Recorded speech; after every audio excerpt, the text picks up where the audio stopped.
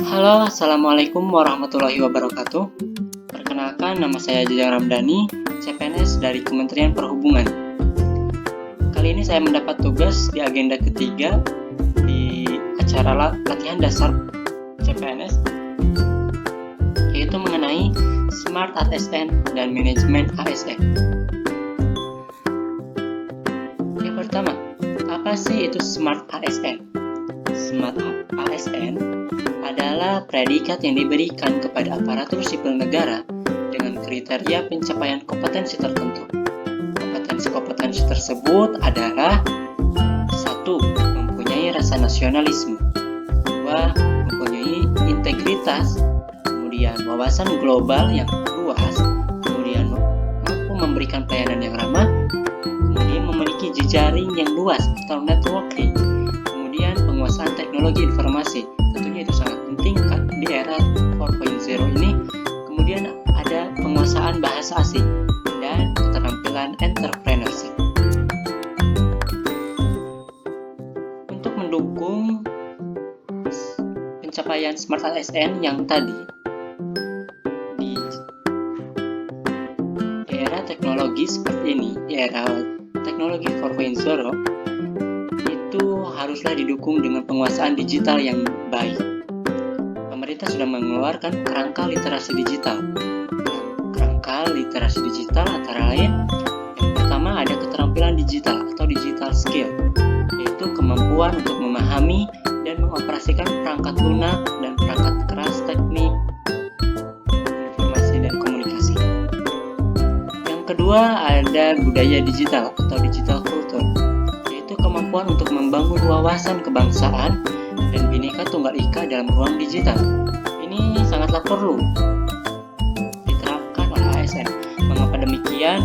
Untuk bisa menyaring budaya-budaya luar, tentunya seorang ASN yang berfungsi sebagai perekat dan pemersatu bangsa haruslah mempunyai saring atau harus memiliki filter yang kuat, yaitu dengan dilandasi dengan wawasan kebangsaan dan Bhinneka Tunggal Ika. Yang ketiga ada etika digital atau disebut digital ethnic, yaitu kemampuan untuk menyesuaikan diri dan berpikir rasional dalam menggunakan teknologi. Ini sudah tentu ya, ASN itu dituntut untuk menjadi seorang perekat dan pemersatu bangsa. Jika ASN menyebarkan berita-berita hoax atau berita-berita yang tidak benar, tentulah akan sangat mempengaruhi kepercayaan masyarakat terhadap pelayanan publik. Yang terakhir ada keamanan digital atau digital safety, yaitu kemampuan untuk meningkatkan kesadaran dalam mengamankan data yang bersifat pribadi. Kita lanjut ke manajemen ASN.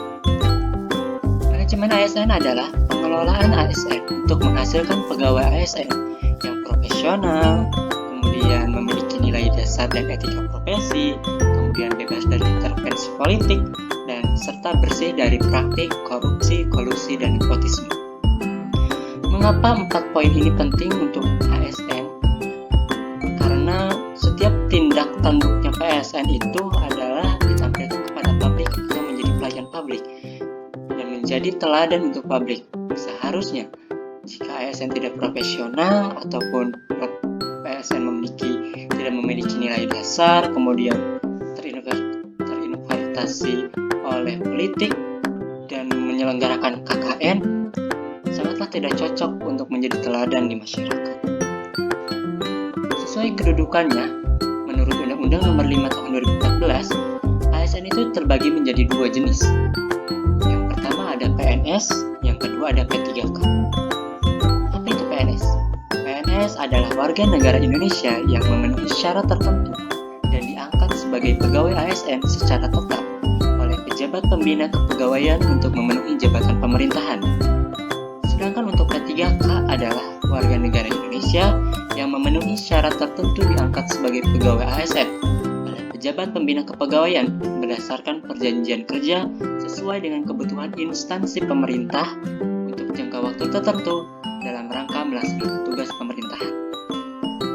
Perbedaan antara 2 jenis ini hanyalah pada masa kerjanya, di mana ASN dipekerjakan secara pekerja tetap dan P3K dengan perjanjian jangka waktu.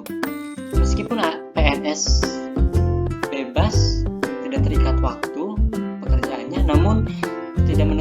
Kemungkinan jika PNS melanggar peraturan dan melanggar kode etik, maka akan diberhentikan sewaktu-waktu.